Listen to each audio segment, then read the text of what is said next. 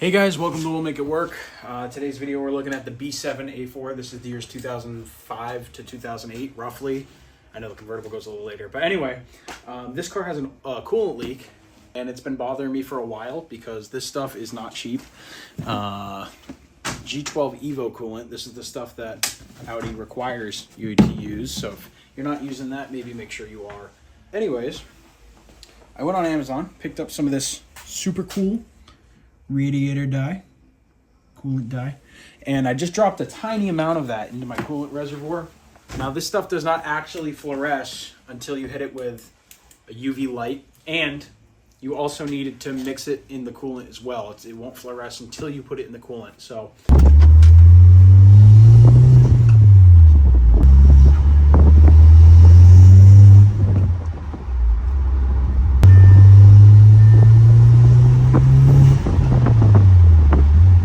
Alright, so here I am on the crawler.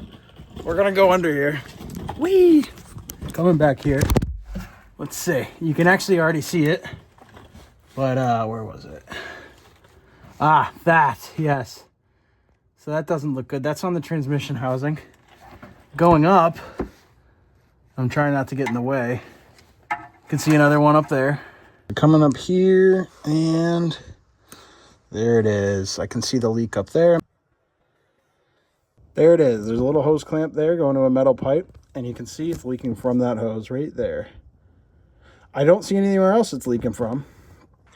This is the system I use to pressurize it. This is so you can find the coolant leak without having to get your car up to temperature, so you can, you know, put your hands in there.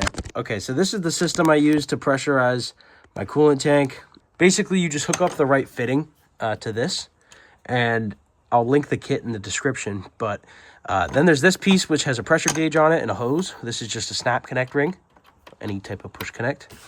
And then you basically pump it to fill the pressure up. For Audis, it's about 15 PSI. And then this is like the pressure relief. So I'll give you a little brief, I guess, demo.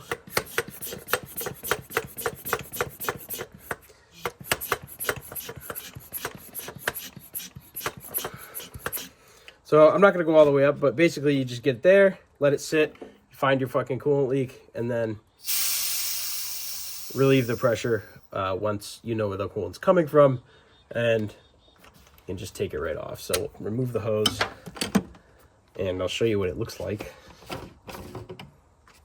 It's literally the same type of threads.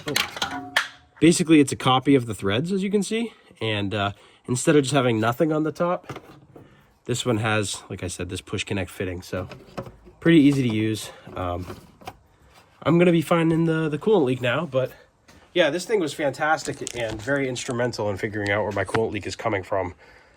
A little hard to see there, but the hose has a hole in it.